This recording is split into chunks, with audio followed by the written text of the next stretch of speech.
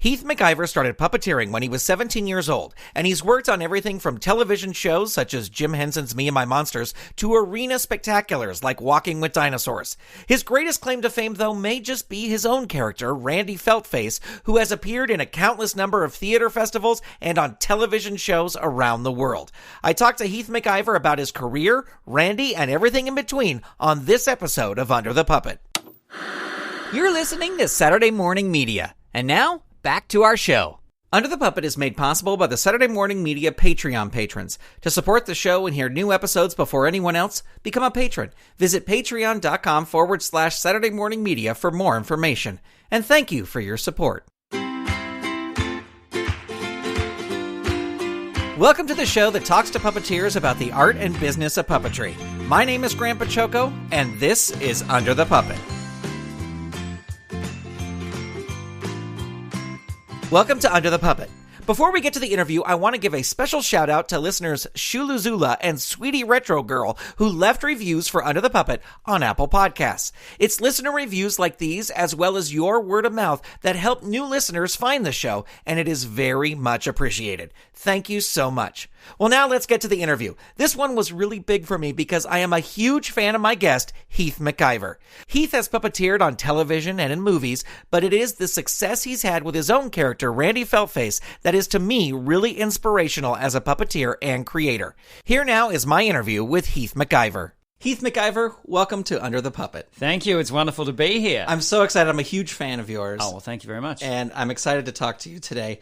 But I will start as we always do. Do you remember your first exposure to puppetry?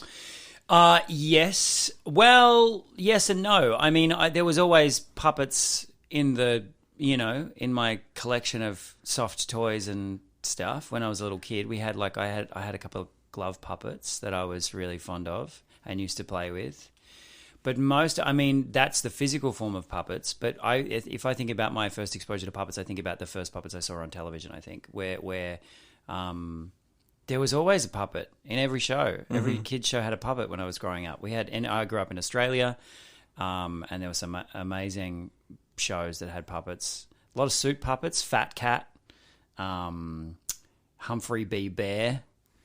You won't know any of these shows. Shirl's Neighborhood was this show with glove puppets. They were there was the crows living in the backyard of this. And it was, the host was a guy called Shirley Strawn, who was in a band called the Skyhooks. I don't know if you've ever heard the Skyhooks, but look them up. Okay. Good Australian 70s rock and roll. Awesome. Yeah. And then there were shows like, Mr. Squiggle, which was a guy, Norman Hetherington. I don't know if you've heard of him. He's an Australian puppeteer. He's a phenomenal puppeteer. He's no longer with us, but he was an amazing puppeteer, Mr. Squiggle. And then we had Play School, which was which is still going, like our longest running children's education sort of, every day of the week, singing songs to kids. And that's where I first saw Richard Bradshaw, who's an amazing shadow puppeteer from Australia. Look him up. He did an episode of Henson's World of Puppets. Do you remember that series? Yeah. There's an episode with Richard Bradshaw. I'm rambling now about shows that I used to watch. Let's keep going. And then, of course, Sesame Street and the Muppets. Obviously, I watch Sesame Street every day. And the Muppets, I was obsessed with the Muppets. Sooty, Sweep and Sue was another one. Yeah. I used to really dig. I guess it's those weird, subconscious puppets they just seep into your system. I think that's why puppetry works a lot of the time with adults, is because we think puppets are normal as we're growing up. Maybe it doesn't happen as much now, but when I grew up in the 80s, and it was just, there were puppets everywhere. Yeah. Every kids television show had a puppet sidekick. Right. You know what I mean? Yeah. So they've just always been there, just lurking, creepy puppets. We're used to them. Everywhere. We've been indoctrinated by television to accept puppets as normal. They're not normal. What we do is not normal. Well, if you're listening to this and you're a puppeteer, you're a freak. Get a real job. Wait, my mom's here all of a sudden. Oh, hello. Were your parents creative? Yeah. I mean, they both drive buses, and they do it very well, and they're wonderful humans. My parents are still alive. They're still together, still living in the same house I grew up in country Victoria in Australia. And My dad was an amazing writer and poet. He used to write poetry all the time. My mum is an amazing gardener, and they're both creative thinkers, but they certainly don't work in the arts and never have. But, a lot of books and a lot of, I don't know if they describe themselves as creative, right? But I look at them as both being very creative. My mum's an amazing cook, and she's amazing. Like what she does in her garden is phenomenal. And my dad he makes things. He's always making and painting and creating things in his shed in his garage. And so I think of them. I had a very creative childhood. I had an older sister. My sister's 4 years older than I am, and her and I always used to make shows, and she was kind of my creative pal growing up. She still is, in fact. Is she still doing in the arts, or? Yeah, she has a radio show, and she didn't really go into performing. She's in a band. She's always been in the music side of things. She's also moved into like gardening and stuff. Yeah, there's a big creative streak throughout my family, but none of us are really. I think I'm the only one that's on stage. Yeah. Yeah. Well, I was going to ask, it's interesting you mentioned the music side of things, that a lot of your shows, and we'll get into talking about the different shows you've done, but there's singing involved. Did you study singing? No, I was just a singer in like metal bands, rock and roll bands as a teenager. And then that kind of carried through into my 20s, and I was always in bands, just singing in bands, not always screaming, but a lot of sort of, country bands and stuff. And so I was always semi-confident with singing, but it wasn't until I started working with Sammy J, who's my comedy husband, and he and I, he's a musical comedian. So when we started working together, he brought the songs and we just started writing songs together. And so I think my singing kind of developed a lot more through that duo in terms of singing on stage. Yeah. Now, I read two different things, so correct me if this is wrong. I try to put as much misinformation out there as possible. According to your bio, it says that you first started your puppetry career at 17. Is that true? And what gig was that? How did that come about? It was a television series called Pig's Breakfast, which was a series shot in Melbourne, in Australia. I auditioned for it. Weirdly, I wasn't doing any puppetry. I wasn't one of those puppeteers that came out of the womb with a puppet on my hand. I was never a maker, so but I was doing like theatre and stuff. I was always doing we formed our own theatre companies, and growing up in my teens, doing shows all the time, stuff like that. And then one of my teachers in my final year of school, my teacher was my media studies teacher. He was also the theatre studies teacher, but I wasn't doing theatre studies. Anyway, this is getting boring already. Basically, what happened was he put me up for this audition, which was a children's television series. It was a suit puppet character. His name was Grob. He was a giant alien. The premise was two alien school children crash land at Channel 9 studios. So Channel 9 was one of our free-to-air channels in Australia. They crash at the studios and run onto the set of a children's television series, like a morning wacky kids TV show, on the same day that children's television show has happened to book two suit characters, two like actors in alien costumes.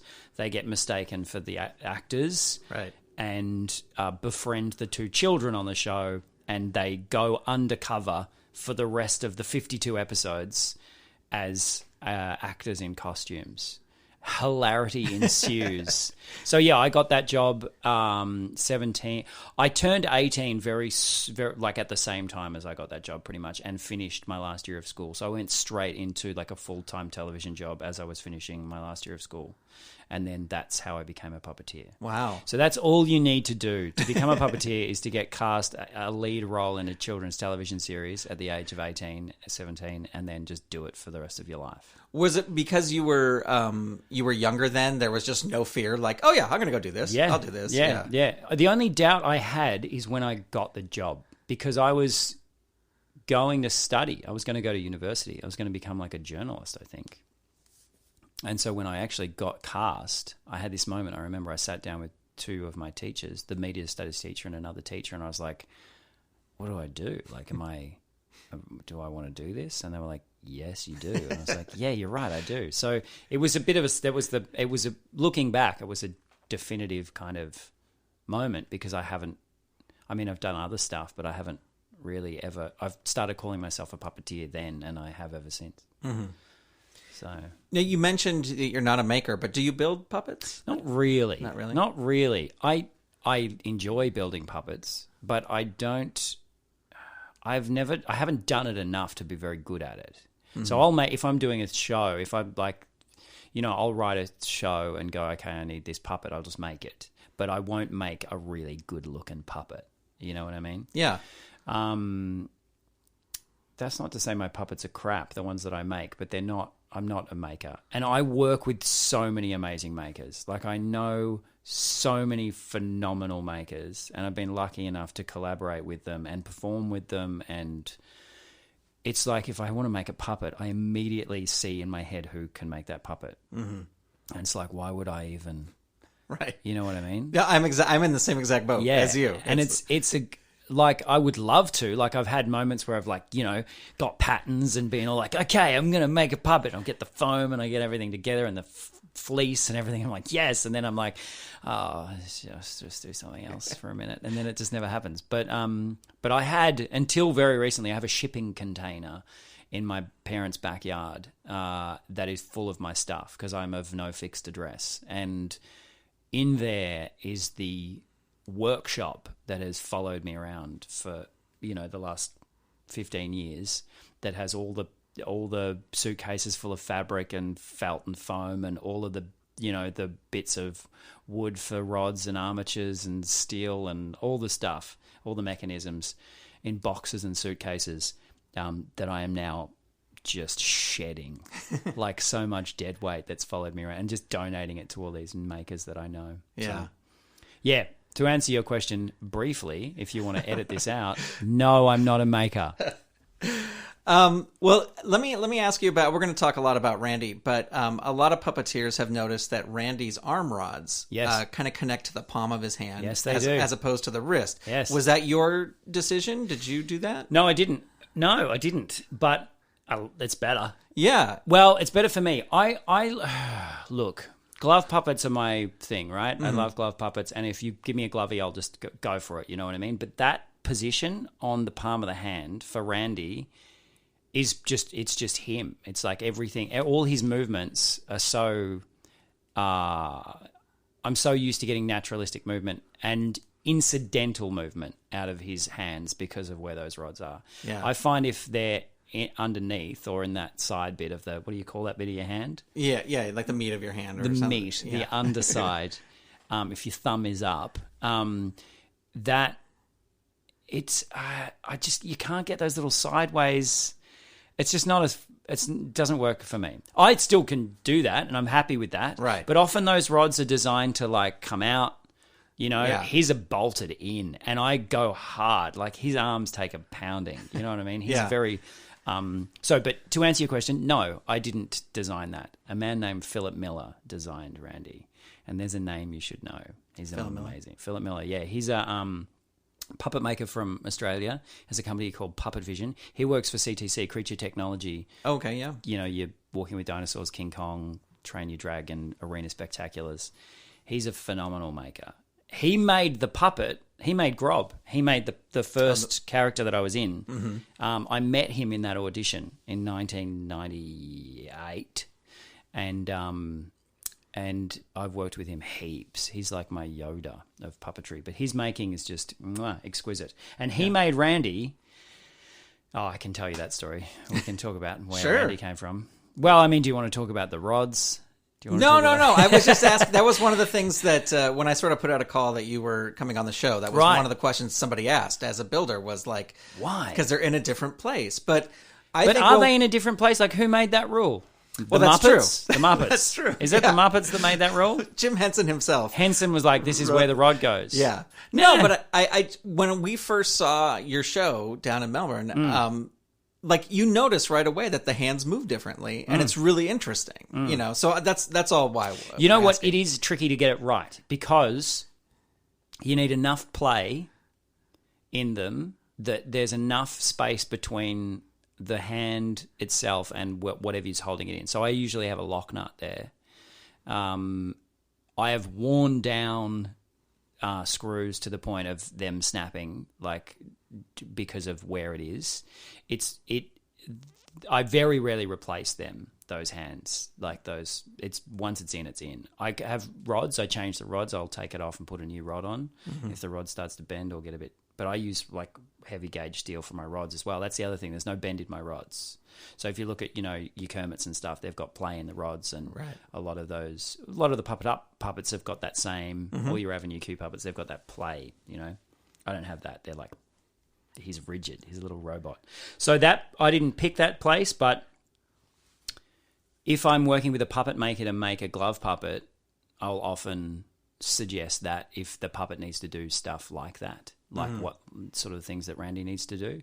But generally, if they're rods that come in and out, it's a much neater, sexier place to hide the rod if it goes up through the meat of the hand. There's no hiding the fact that Randy's got bolts. He's got like stigmata on his hands. But again, he was made so hastily for a completely different purpose. Right. Well, it was a corporate video, right? That's what yeah. He was made for. Well, not even a video. It was like a live show. Live show. Okay. Me and my friend Derek, God rest his soul.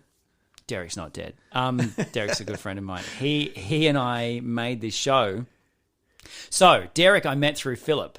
Okay. Derek, Philip, Philip and Derek wrote a puppet comedy musical called Tyrannosaurus Sex, which was all about men's body issues. And the lead character was a penis named Bob. And then there was a whole lot of other puppets in it. There's a shot in my show reel of a giant penis dinosaur. Yeah. That's from that show. I'll link it in the show notes so people can go see it. It's horrific. It's horrific. It's so awful. But that show was actually really cool. It was all songs. It was about Bob coming to terms with, male body image and stuff. It was interesting at the time. I don't know if you get away with it now. It wasn't sexist or misogynistic in any way. It was actually quite a vulnerable show, but no one really wants to hear about men's issues at the moment, probably. So, but anyway, hilariously, Derek, Philip and I worked on that together, and then Derek and I became quite good friends, and we started collaborating on other projects, and he does corporate. He's a consultant. He goes into workplaces and teaches about workplace bullying and health and safety, and creates training programs and stuff for big corporations. So we got given a chunk of change from this insurance company in Australia to create a show about workplace bullying, and we decided to use puppets and music. So we made this show called What's a Bully to You, and we got Philip to make 2 puppets that Derek actually just sketched on a napkin and handed it to Philip, and he went away and made them. And then we realized that we needed a 3rd puppet at the last minute to play like a unisex role, to be like a female puppet in a call center, Beverly, and then like a male boy, like the guy who would deliver the mail to the office people. And so Randy was made at the last minute with whatever Philip had left in the shed. So originally his rods, and maybe the reason they are where they are and the way that they are, how they are, is because... actually, you'll need to email Philip Miller to find out why he put them there. And I highly encourage everyone to spam him constantly, going, why did you put Randy's rods in his palm? He would love that. He would love that. Randy's rods were originally barbecue forks. You know, the long forks? They're like the big long forks that you roast a marshmallow with or something. Right. And he just cut the end off. Oh, no. He did. He sort of flattened out the end and, drilled a hole in it. And then, the end was it was a barbecue utensil. And he was just made with whatever color paint Philip had in his... He was painted. He was like painted fabric. He wasn't even dyed. Yeah. And if you look, there was one show Sammy J and I, we did a show called Sammy J and Randy in Bin Night. It was one of our live shows. And Randy was at the end of his life with that skin. He looks terrible. It's amazing. And I didn't care. He was fine. But then I got him remade and blah, blah, blah. But that's the original puppet, the original the original foam, the original structure still exists. Oh, really? Yeah. Yeah. He's been recovered a couple of times. He's pretty manky now. Like, he doesn't quite look the same, but he's a double. And then recently this year, I just Antron fleece him up. I changed his fleece. So he used to be this kind of skin fleece. I don't know if you've seen old photos of Randy from anywhere previous to this year. Yeah. He's got like this skin that I just was about to stop myself, and then I was like, no, this is what this podcast is about, isn't it? It's like nerdy puppet stuff. Exactly. I'm like, no one needs to hear what his skin is. But there's an amazing maker in Australia. Her name's Maria Fowler. She makes a lot of puppets for TV and film and stuff. I met her on the Henson series, actually, that I did called Me and My Monsters, and she has made a heap of my puppets since then, and she made this version of Randy for a TV show that I did with Randy and Sammy in Australia. And originally he had this skin that she used for a pasta sauce commercial. She made these puppets for this Dolmio tomato sauce puppets, and she used this, it's like full stretch every direction, really, but you can't hide seams. So he always had this seam down the center of his head, and it was kind of part of his look. But anyway, this was about rods, wasn't it? I moved on to skin. No, it's all good. Well, it was about Randy's origin story. So that's what happened. So we did this show called What's a Bully to You? And it was great, but no one else thought it was great. And we did a run of it. We did a season of it. Me and another puppeteer called Bruce Patterson. And Kira Lyons was another puppeteer on that. Awesome puppeteers from Australia. We did this horrific run of insurance company shows, and they hated it, but we thought it was great. And anyway, at the end of that, I spent a lot more time in the wings with Randy. His name was Randy in that show, by the way. That's why he is called Randy, because he was like, Randy was a good name for a mail boy, for like a guy who would deliver your mail. He was an easy person to bully. Not that Randy's a bullyable, if there's any Randys listening. But everyone always goes, a puppet called Randy. Is it because he's Randy? I'm like, no, it's just his name. Because Randy's not as common a name in Australia as it is here. So, everyone always thinks there's some sort of horrific sexual double entendre, but there's not. Anywho, yes, so Randy was made for that, and I started using him in the wings and making this horrific, bitter, twisted actor character that hated the world, and it was much funnier than the show. And then there was a puppet cabaret coming up that Philip Miller was organising called Pure Puppet Palaver. It was like a late night puppet cabaret show. And Derek suggested that I write some stand-up for that because I was always into comedy. And I went, okay. And then I started doing Randy. To ask about the comedy, were you doing stand-up just on your own? No? You just liked it? Yeah. And I was a big comedy fan, but I'd never done any stand-up as me. And since... I've only ever done it like 5 times without Randy. I did a gig a few weeks ago in New Orleans. I just got up at a open mic night. I was like, I need to do this more. Because taking him and something to hide behind to open mic nights to work up new material is a pain. Yeah, that's what I was going to ask is when you're on stage with Randy, you are always hidden, right? That's what you want it to be. It's not like Avenue Q style where you could see you. Yeah. And that infuriated me when I saw Avenue Q. Really? I hated that show so hard. I know there's going to be people going, blasphemy.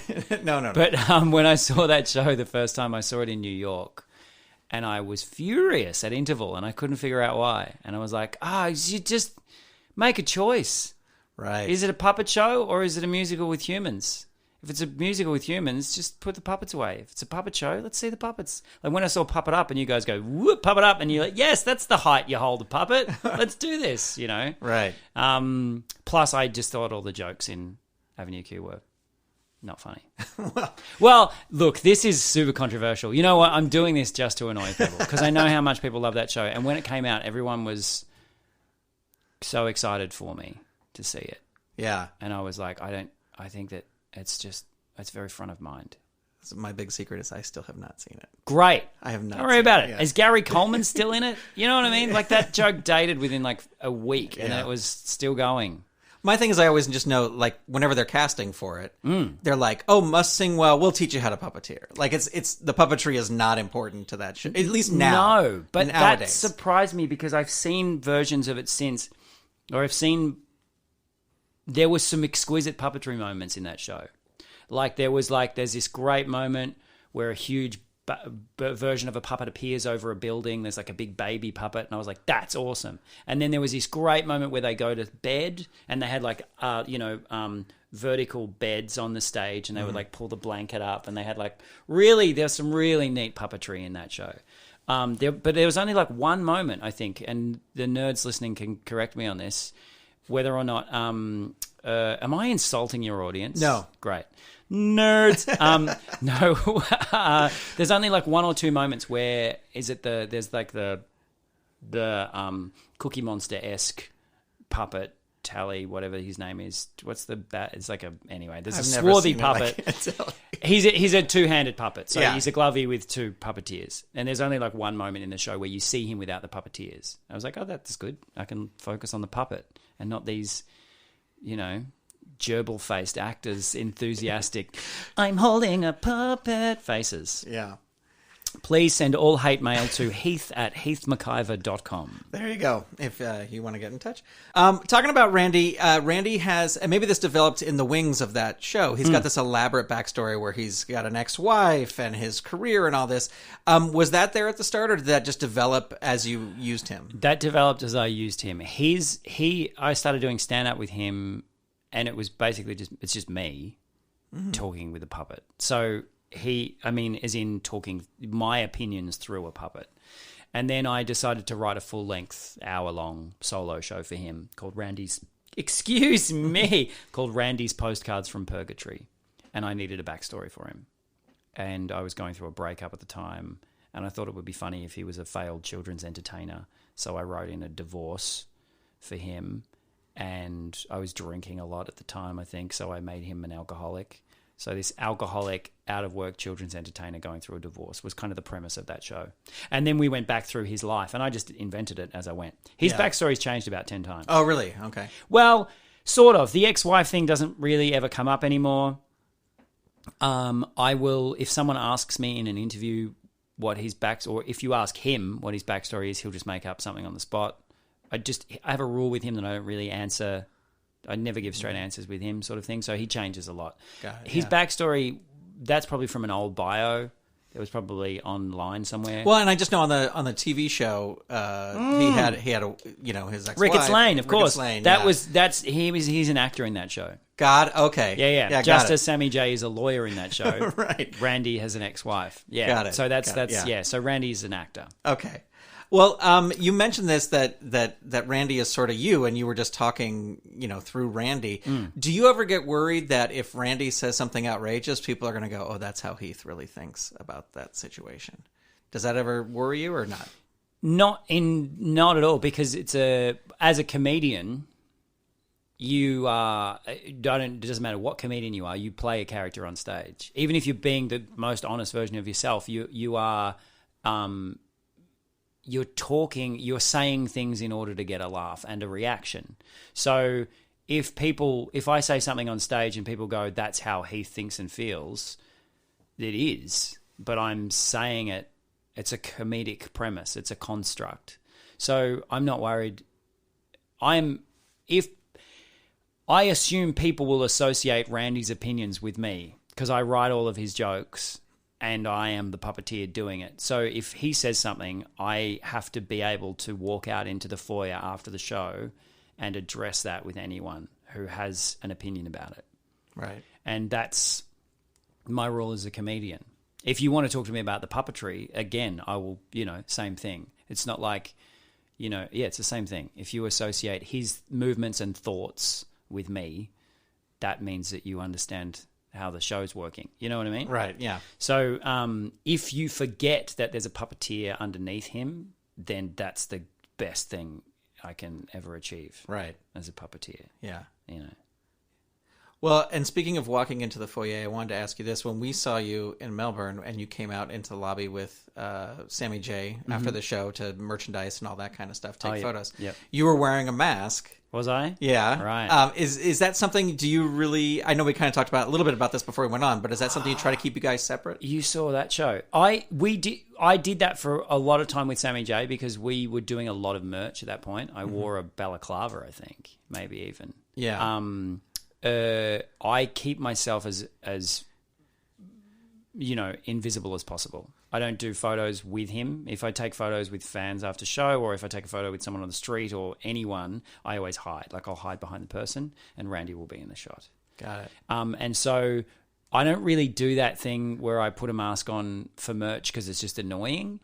but I'll hide behind the merch table. I'll crouch down. And also, if I'm doing solo stuff with merch now, I kind of wait. I wait until the majority of people who have bought merch get sick of waiting for me to appear, and then I'll appear, and then I'll do photos, and not in a jerky kind of way, but just in a, I don't know. I only ever get people go, do you get a sore arm holding a puppet in the air for an hour?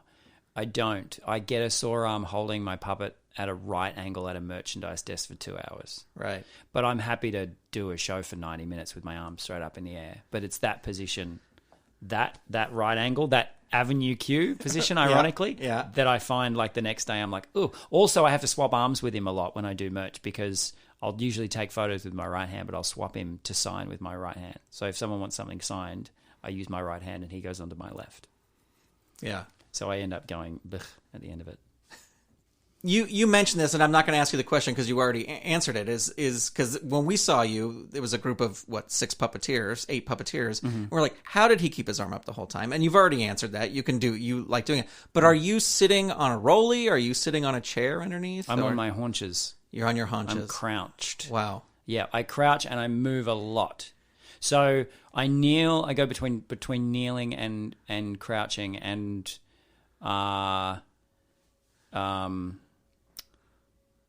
I'll do it, and you can describe it. All right, Okay. you ready? Sure. Here we go. Visual medium. All right. So this is now commentary of how I operate a puppet. Okay, ladies and gentlemen, strap in. Grant, over to you in the studio. Yeah. Thank you, Heath. Heath is taking off his headphones, and he is his arms straight up in the air, but he's kind of doing a little crab walk almost with his feet going back and forth. Perfect, beautiful movement with his crab walk. He's on his haunches. That's what he's doing. We call it duck walking. Duck walking. You call it crab walking. Sure. Well, you were going side to side. Side to side. side. It's a little crab walking. Yeah. That's a new term. I'm going to use that. I don't know what I call that, but that's what I do underneath there. Now, let me ask you this. How do you make sure that you don't injure yourself while you're doing that? Is it just because you've done it for so long, it's natural, or? Yeah. Yeah. Okay. I mean, I do like stretch and I try to warm up, and I have an osteopath and a myotherapist, and I see it as physical theatre what I'm doing underneath him. Yeah. Yeah. That is such a wanky thing to say, but it's like it's a. My only concern, particularly during shows, I've never, touched wood, got sort of injured during shows. I have like a few tweaks, like my back's a bit knackered, and that's an Australian term. My back's a little shot, and my right ankle is giving me some grief from constantly being like I'm always on that. My ankle's always kind of takes a lot of weight. Yeah. On my right ankle. So, yeah, but apart from that, it's like I see it as I'm trying to be comfortable and I try to be conscious of not being in one position for too long, but I just always see in my head what he looks like. So I don't use a monitor live. I'll use a monitor for TV stuff, obviously, but I can just see what he looks like. So whatever position I get my body in, it's designed to make him look good. Yeah. So I don't really think about it during shows. Yeah. Do you know what I mean? Yeah. Yeah. Well, and you mentioned you don't use a monitor. There are several times where you're talking directly to the audience. How do you? Is that just sound? Just where is that person coming from? Yeah. And hope that you're hitting. Generally, I will start audience interaction by pointing him in a direction and going, "What's your name?" And if someone answers straight away, I know I'm looking at them. If no one answers, I just move him a bit and I get a joke out of it. Like, am I looking at anybody? Right. And then if I find someone and they interact, or that's how I'll find someone to start with, and then I'll try to go back to the same place if I figure out where they are. I don't always get it right, and that's okay because it's comedy. Right. It's funny. Yeah. But if someone says something in the audience and I pinpoint them and I get it right, it's like, mwah, it's great because they go, ugh, you know. But yeah, I don't have time for a monitor on stage. Like, there's no. What am I? There's no point to having a monitor on stage to me. It's like it would be. I'd have to have a camera everywhere I go. I'd have to have, people go, "Have you got cameras in it? Are his pupils cameras?" I'm like, so that would be so heavy and annoying. Yeah, like he's just a puppet. He's just a puppet, and it's like That's not the point. If I don't look at someone, it doesn't matter, you know. Can you tell us a bit about Sammy J and the Forest of Dreams? Sammy J and the Forest of Dreams was a musical for adults with puppets. That so Sammy and I met on the comedy scene. He's a musical comedian. I was doing stand up with Randy. He was doing his musical comedy. We did a few gigs together, just like happened to be on the same bill. And then there was this late night at the Butterfly Club. There was this late night show. It was called The Wrong Night. It was a show where comedians could do their most offensive material. And they booked me for that, but they said because it's at a cabaret venue, you need to have some sort of cabaret element. So I got Sammy's number and called him and said, can you, because he was hosting. He was hosting that show that night. I said, can you just accompany me on piano? And he started, and I just ditched all my material, and we started like riffing. And the owner of the club, after the show, was like, that was really great. You guys are really great on stage together. Sammy had a season coming up at that club that he had written nothing for. So he said, do you want to come over and we'll write together? And I went, sure. And we just, just to try it out. And we started laughing immediately and haven't really stopped since. Mm-hmm. And then I went on tour with Walking with Dinosaurs, the Arena Spectacular, here in the States. I did 6 months of it in Australia, and then I came and I was doing it in the States. And after about 3 months, I was just over it. It was an amazing show, but I was just sort of, it was like, overnight. This is a long way of getting to this story, but you can cut this. We were doing like this arena tour. We'd fly in and do a show in an arena in wherever the hell, and then pack up and the trucks would go and we'd fly to the next place and do it the next night. And it was just not my jam. Animatronics are amazing, but I started to get bored with working in a life-size dinosaur. And I'm like, how can I be bored doing this? This is the best job ever. And then Sammy called me and said, I've got an idea for a musical. And he'd been drawing sketches of himself like operating puppets on broom handles with his feet, not even going, I've just spent the last 3 years working with a puppeteer, and called me and said, what are you doing? Do you want to do this musical for the comedy festival in Australia, in Melbourne? And I went, yep. And I just left Dinosaurs and flew home, and we made the show. So it was a show about Sammy J. This is where you can pick up. If you want to cut out the backstory. Sure. Sammy J in the Forest of Dreams was a show about Sammy J finding a magical porthole in his kitchen cupboard and going through into this magical world that was filled with puppets. There was like 17 puppets in the show or something. I was the only puppeteer, and I just played multiple characters, often 2 at a time. And Sammy basically, the show opens with it. The opening song in the show, and you can bleep this out, is called F You Disney. And it was all about how Sammy was disenchanted, disenfranchised, disheartened by, he thought his life was going to be a Disney movie, and it turned out to be not. Yeah. And then he got sucked into this magical forest full of these creatures. Well, and that was, you mentioned that show did the Melbourne Comedy Festival. Mm-hmm. It went to Edinburgh. Was that sort of like a little bit of a gateway drug of like, hey, I could create a show like this for Randy and do these things? Kind of. Well, Sammy had already done a bunch of or maybe 3 solo shows, full-length solo shows. In the comedy world, particularly in Australia and the UK, you write a new hour and then you do the festivals every year pretty much. And he'd done that, and I'd only really been doing spots with Randy.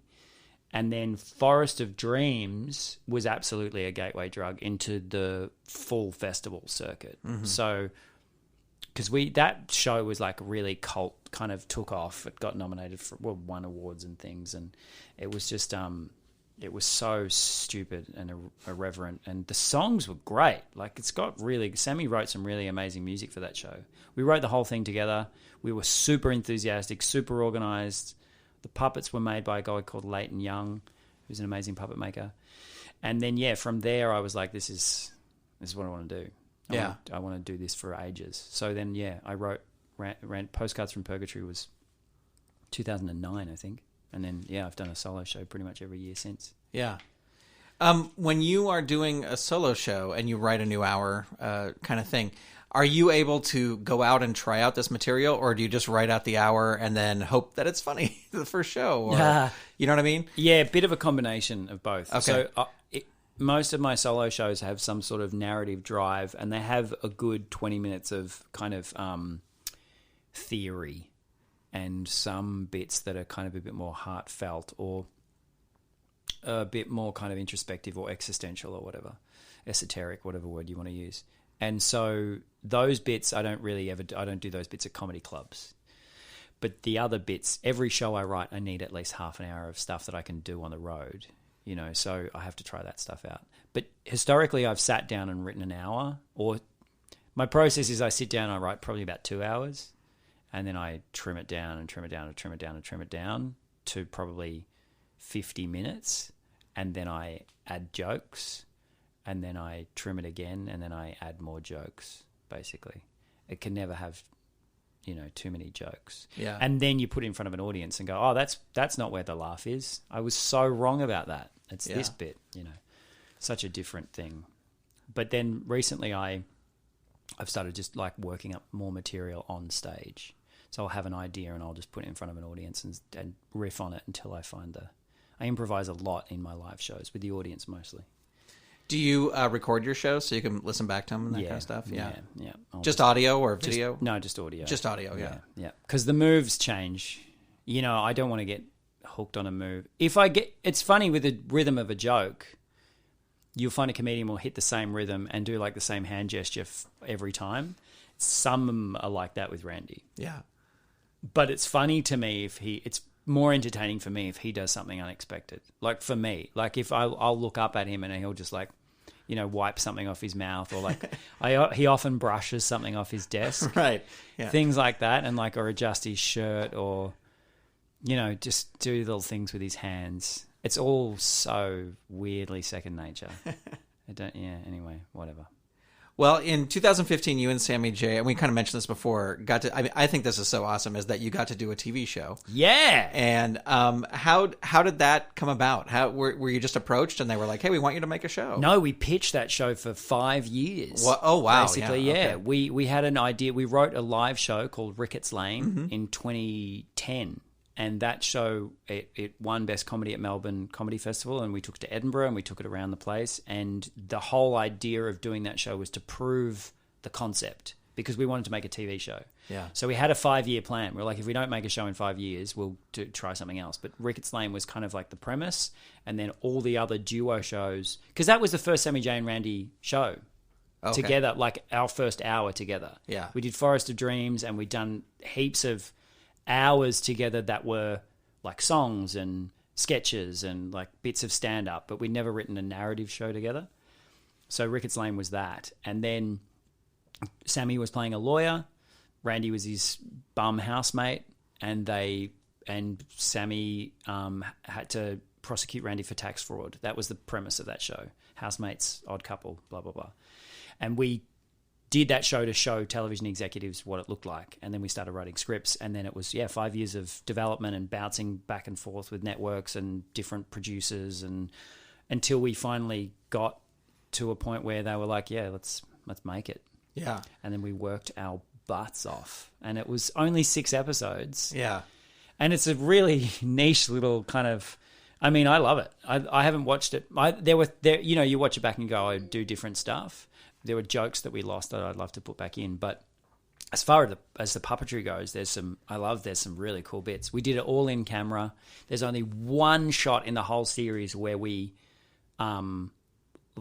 wiped me out in post, where we deleted me in post, where Randy's, it's like a wide shot and you see his legs, he's sitting at a table, Sammy's across from him, and I'm clearly under him, but we shot a plate and cut me out of it. The rest of it's all in camera. So there's I'm that haunches, the crab walk thing? Yeah. Because we shot it all on location. So there's no studios, there's no trenches. Right, okay. So there's one shot, there's a song that we did about the census coming, and I had to walk from the front door through the lounge room, through the living room, into the kitchen singing this song next to Sammy the whole way, and it's quite a wide shot, and I've never had to get that low and move at the same time without a rollie. I duck walk the whole thing. Yeah.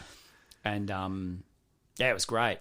Yeah, it's a great show. I was able, because I have a region-free player, so I was able to pick it up on DVD, and it's really great, and it's just really inspiring, as I said, to create a character and then have a TV show made. It was so much fun. And was there? Was it always supposed to be 6 episodes, or did you want to go more? No, we had a second season Okay. lined up, and then there was I could bore you with that story, but it didn't work out. Basically, we would commission for a second series, and the funding got pulled. And so then, since then, we've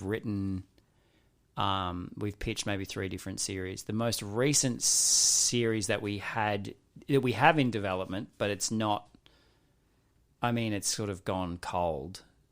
Died on the vine, I think is the term used. Yeah. As a series, this is exclusive. We've never spoken about this publicly, but it's a show called Truck Stop, where Sammy and Randy are working in a truck stop in the middle of the desert together.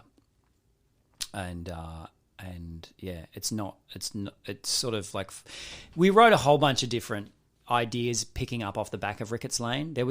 Ricketts Lane was supposed to be 3 seasons in a movie. That was our 3 seasons in a movie. That was our whole thing with that. Yeah. And then, it just didn't work out, which happens in television. And I was pretty bitter about it, to be honest. Really? Yeah. Well, for a minute, because it was green lit. There was like a champagne bottle in the calendar. Like, yeah, this is the day that we get to make series 2. And then they went, oh, no, you're not doing that anymore. And I was like, oh, crap. And then I auditioned for Prometheus as an alien. Yeah. And didn't get that. And then I went to hospital for 6 weeks. Seriously? Yeah. Yeah. Because of Prometheus. No. That's my story. How do you deal with that? Because as performers, we deal with that all the time. Of like something's going to happen. You could even. By the way, I was sick. I didn't go to hospital. I didn't go to a sanitarium to recover from the shock of not getting Prometheus. How do you deal with rejection? Yeah, reject. Well, and things not working out the way you think that they're going to work out, and which I guess is rejection. But yeah, do you throw yourself into creative? You have to have things going all the time. Yeah. If you want to work in television, you have to have 8 projects on the go at once. And if you want to work in theatre, you have to have more than one idea, and you have to be willing to change it. That's my experience. And also collaboration is so important, because as a solo performer, you can get pretty isolated. As a comedian, I'm lucky that I'm a puppeteer. I get to do I'll do a TV commercial, or I'll do a children's series, or I'll do something else with puppets. I get to hang out with other people. I can always call Sammy up and we can do some shows together. And I'm making a new show at the moment, which is a physical theatre show that has puppetry in it.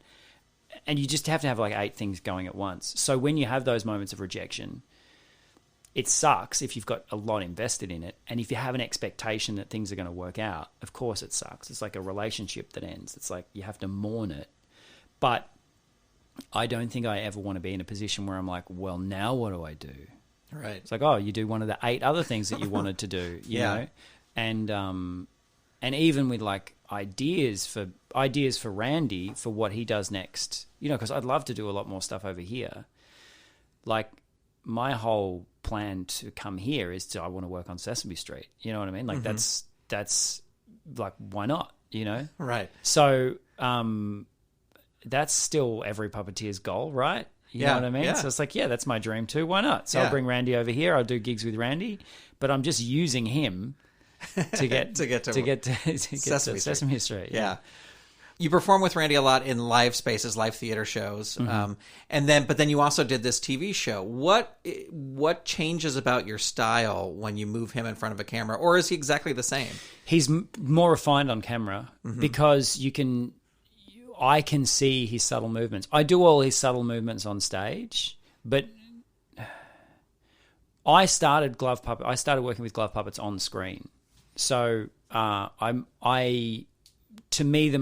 happy place is looking at a puppet on a monitor and seeing what it can do and what its eye line is in relation to other characters, how you can enter and exit frame. It's just comedy gold and just beautiful stuff. So the difference with doing television with Randy is that you can do anything.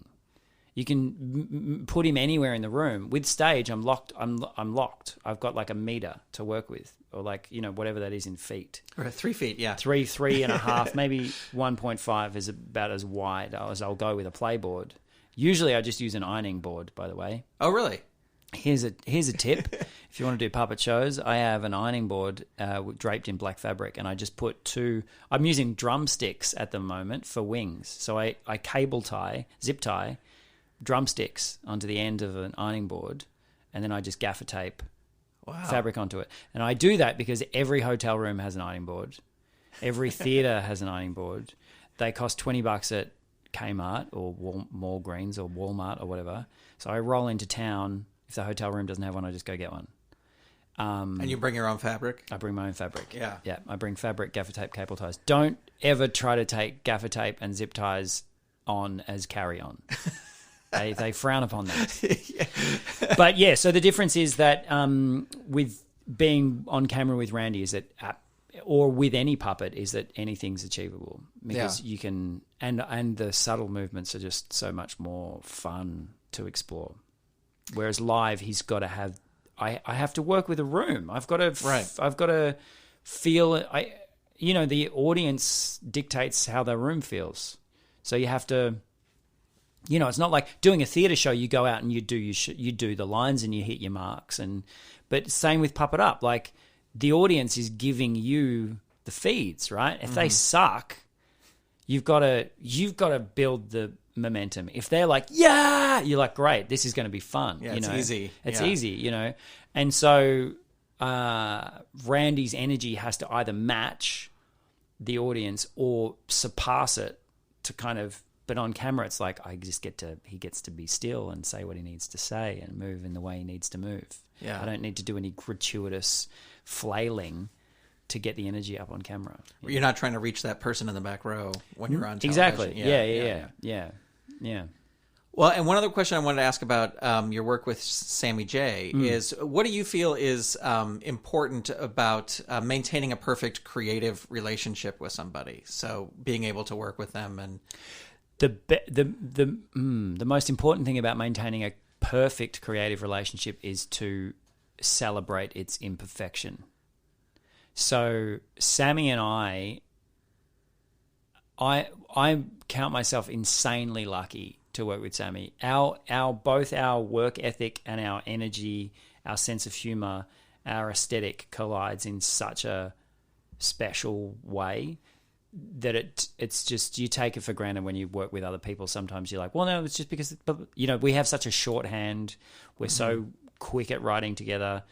We've never had an argument, 15 years, whatever, working together. We've had like 2 moments of like, that's annoying.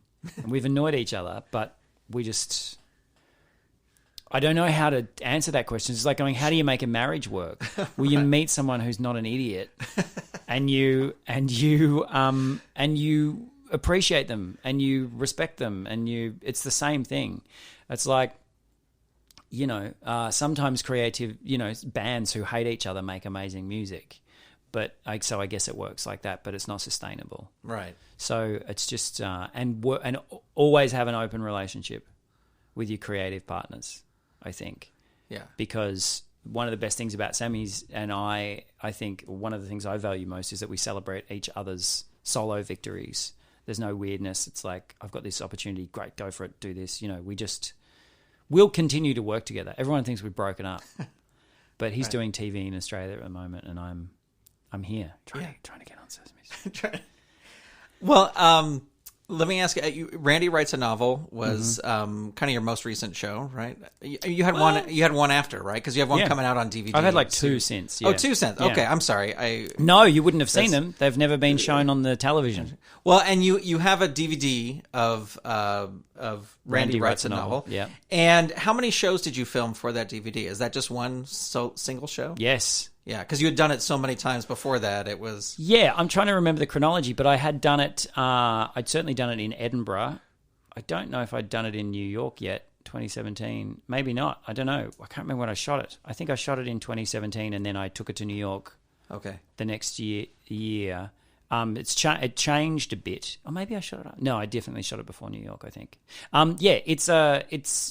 Yeah, I was a single show, one night. Single show. That's one amazing. Yeah. It's really fantastic. But I'd done that show. I'd done it all around Australia. It evolved over 2 years. I did a full run in Edinburgh. Like the story at the end and all that stuff was from the very first draft kind of thing. Yeah. Yeah. Well, let me ask you this, because you the bookshelf story. Yes. Somebody put it on YouTube. Yes. It has 2.6 million views on Yeah, YouTube. it got put on a recommended list, I think. Like YouTube recommended it to people.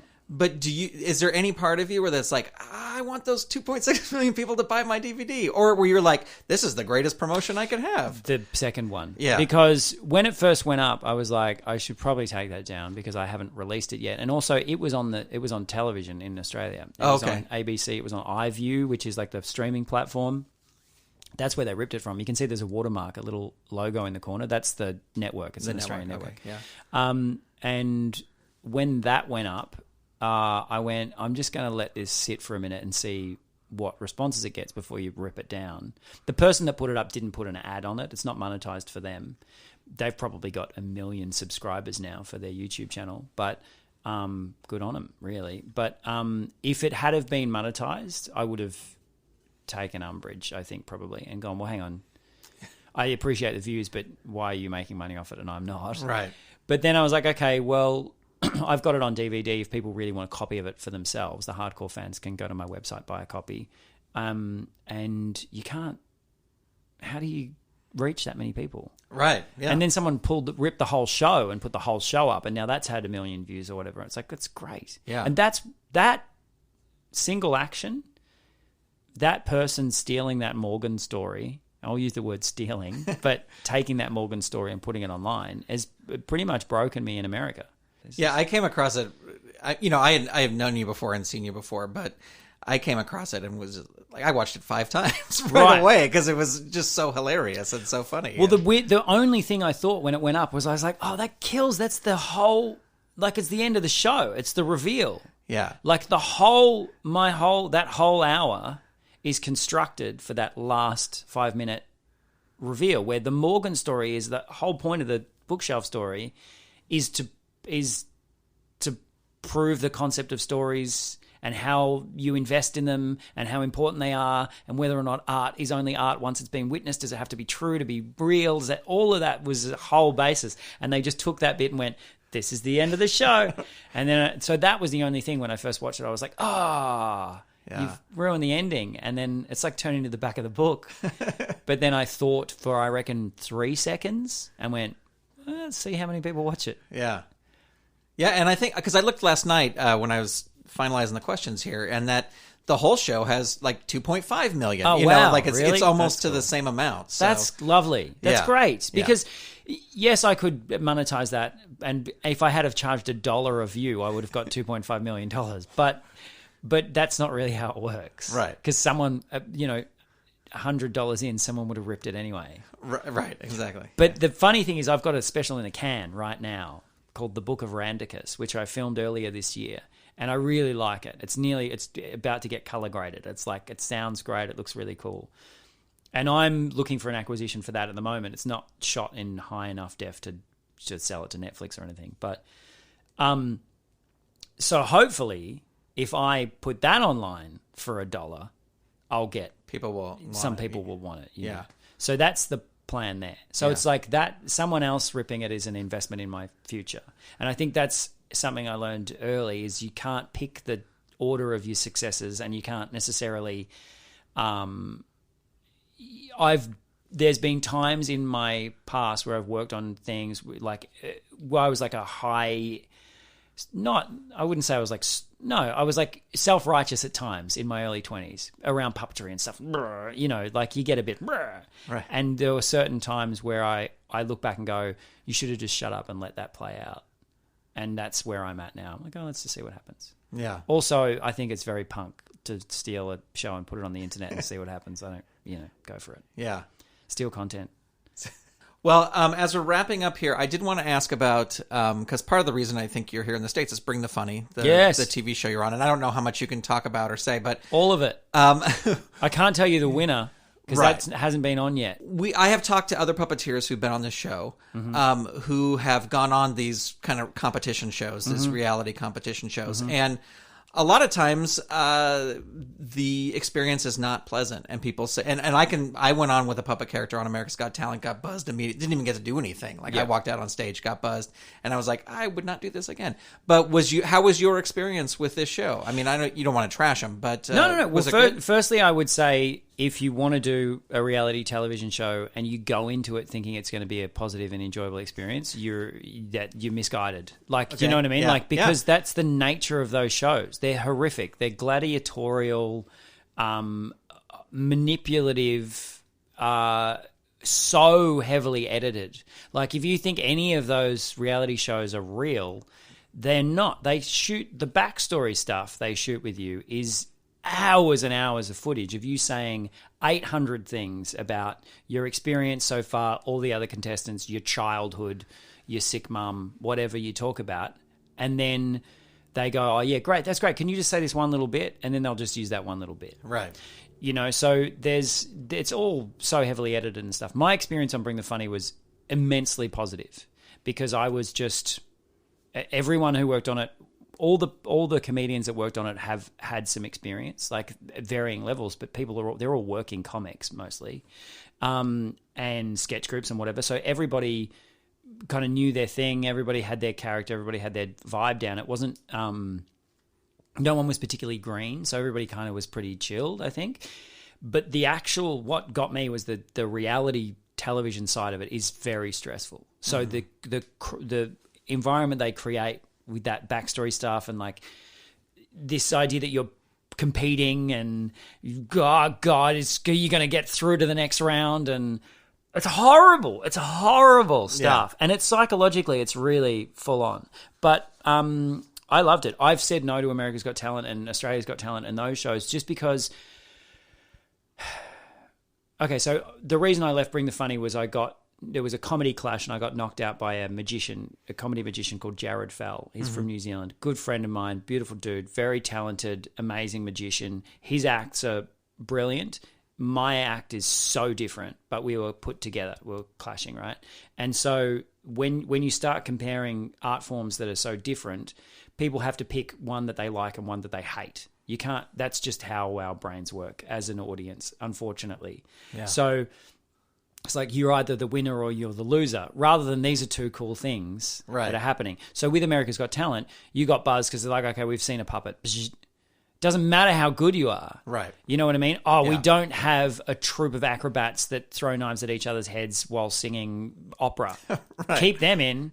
You know what I mean? Yeah. So it's just, if we've seen it, we don't need to see it again kind of thing. Right. And when you're compared to different things, like I don't want to go on America's Got Talent because I don't want to be judged next to a dog jumping through a hoop. Yeah. Because that's amazing. Look at the dog jumping through a hoop. And look, he's a really good puppeteer. But we exist in completely different universes. Right. Whereas Bring the Funny was all comedians. But, again, I'm a puppeteer doing comedy and he's a magician. They're different, but we have to compare them and one has to win. It's just it's a horrible thing. Yeah.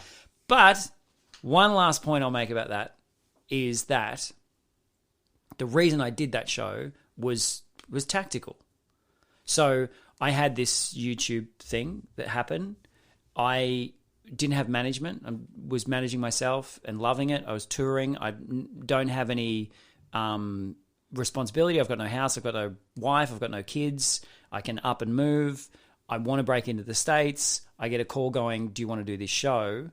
I'm like, well, that seems like the right timing to get at least 1 or 2 3-minute bits of my stand-up material on national television in America and a visa, for the time that I'm working on that show. Right. So it's that to me wasn't about, this isn't me being cynical. It's about, that's part of my plan. Right. So I have a career path that I already want. It'll change constantly, but you have goals and it's like, well, that works perfectly. That gets me farther along to that goal. Yeah, it's totally. Yeah. So I went in knowing that. I went in going, no matter what happens, 1 million or 2 million, maybe 3 million people are going to see another clip of my comedy. And being in LA, I'll get to meet with a few people that make television shows. Yeah. So of course I'll do that. Yeah. But I never thought I was going to win, and I never thought I was going to, this is going to be the best thing ever. So it was a job. Yeah. And I got to work with some beautiful people and meet some amazing comedians and make great connections, Yeah. What has been the highlight of your career so far? Puppetry career? Yeah, sure. Because as a puppeteer, I would say that, can I have two? You can't, yes, of course. First one, making Ricketts Lane, because it was the funnest job. And me and Sammy wrote every word of that show, and we got to make it from start to finish. And we spent 5 years getting there, and we developed it, and the characters were rich because we'd spent that long working on them. That was the time that we spent shooting that was the best job I've ever had in my life. But the other career highlight was working on Me and My Monsters as a puppeteer, because that was a Henson workshop puppet. It changed I was like, I'm proud of that show. Like, if I watch back that, I go, wow, yeah, you were on point. You know what I mean? It's weird. It's like I was at a good point of my performance career. And that puppet changed the way I operate, Randy. Well, I was going to ask because, we were kind of talking and I guess skipped a few questions, but Fiend was the character's name, right? That puppet is an amazing puppet, but also looks like it could be a little bit of a beast to perform. Was it heavy or was it pretty easy? He was heavy. He was heavy, but he was so small. Like, he was kind of, he wasn't that small actually, but the other characters were quite big. Right. Haggis was a suit puppet. Don Austin was the puppeteer. He's a UK puppeteer. He's an amazing puppeteer. He was brilliant inside that costume. But Fiend was like this little tank. He was like a little solid unit. So he had cables that ran out of his head onto this bionic arm, and it would move. Like, if I moved, I had my hand was around like a joystick kind of thing. If I moved it from left to right, his eye stalks would move left and right. If I rotated, if I moved it forward, he would they would rotate side to side, and then there was a trigger to squeeze them closed. So I would squeeze closed and then rotate, and he would look angry. Or I would, that's how he kind of would look surprised or angry or whatever. It was so cool. You get so many subtle movements out of it. He was heavy-ish, but the thing was, his height compared to all the other characters was so small that, like, if I walked him into a room, I had to be on a rolly, but like flat on the rolly. So I was kind of like in kind of like a Pilates scoop position, scooting myself around on a rolly and walking him. So he was just at the bottom of frame, but high enough to look like he's in frame, but doing that puppet thing where he's clearly not touching the ground, but we believe he is. So his height stuff was tricky, but I loved it. It was like 6 months. I got so fit because it was just like every time was a workout. His lines were fun. They added a laugh track afterwards. Mm-hmm. So I don't know if you've seen it, but like, we shot it without thinking there was going to be a laugh track. So the timing is all really nifty, but then they added a laugh track. It changed the whole thing for me. But yeah. I've just seen clips. I've seen a lot of clips, but not a full episode. There was a lot of cupboards. Like, I was inside cupboards, and there were trenches, but they were quite low. So I spent a lot of time inside couches, and the old up in the armchair thing. Yeah. And, it was fun. It was really fun. And I worked with a puppeteer. Alice Osborne she worked with me on that puppet. She did the arms and his little tail, and he had glove feet, so we could make his little feet walk and stuff. Yeah. I loved that so much. And that puppet, I want that puppet. Like, there is a version of that puppet somewhere. There was a Henson exhibition somewhere. Apparently someone took a photo of it. There's the stunt version of that puppet is in a glass case somewhere. But the original, I reckon, is in a container in a box somewhere in the UK, just rotting. I hate that. Yeah. I wanted to use that character to talk to kids on the street and stuff. He was such a cool character. Yeah. Fiend. What a legend. Yeah. Anyway, career highlight. Well, if people want to connect with you online, where can they go? They can go to heathmcivor.com, and there's like an email address. You can send me an email. What do you mean? Like, I don't have I don't have social media with my face or my name on it. But Randy does. Randy if they want to follow Randy. Yeah, Randy Feltface. Yeah, Randy's got an Instagram account that I use a lot. So all of my gigs I'll put on there. He has a Facebook page, Randy Feltface. There's a Twitter account where I'm writing my Twitter manifesto in reverse order, which is about to kick off. I'm going to start doing that. I was going to do it one word at a time, but I wrote the manifesto and it's longer than a year. So I'm going to do it in like sections. But yeah, find me on that stuff. Follow Randy. Don't talk to me if you see me on the street and everything will be fine. Well, I'm very approachable. I can't thank you enough for being on the show. This has been a real treat. Thank you so for having awesome. me. I want to know more about you. I'm going to start a podcast so I can interview you. All right. I'm looking forward to being on it. Many thanks to Heath McIvor for taking the time to talk to me for this episode. For links to Heath's website and some of the other things we discussed, please visit the post for this episode number 34, over at underthepuppet.com. And if you'd like to hear even more of my conversation with Heath, where he started interviewing me, it is available as bonus content for this episode on the free Under the Puppet app for iOS and Android. For more information, visit underthepuppet.com and look for the app links in the header. Well, that's going to do it for this episode of Under the Puppet. I welcome your feedback via email at hello@SaturdayMorningMedia.com or via Twitter, where you can find the show at username Under the Puppet. You can also follow the show on Instagram at Under the Puppet or Facebook, where you can find the show's page by searching for Under the Puppet. I want to hear your suggestions for questions I should be asking and for future guests. Let me know who I should be talking to. Thank you so much for listening. Talk to you next time right here on Under the Puppet. This episode of Under the Puppet featured music by Dan Ring and was edited by Steven Staver. Under the Puppet is a production of Saturday Morning Media and is made possible by the Saturday Morning Media Patreon patrons who've gone to patreon.com/Saturday Morning Media and set up a monthly pledge for as little as $1 a month. Patrons get new episodes before they are released, behind-the-scenes information, and exclusive bonus content. If you'd like to support this show and the other fun content from Saturday Morning Media, become a patron. Head on over to patreon.com/Saturday Morning Media and set up your monthly pledge today. You can also tell a friend about the show or leave the show a review on Apple Podcasts, Spotify, Google Play, or wherever you listen to your podcasts. Thank you so much for listening. Under the Puppet is copyright 2019 Saturday Morning Media Grant Pachoco executive producer. All rights reserved. www.SaturdayMorningMedia.com. You've been listening to Saturday Morning Media. Stay tuned. We'll be right back.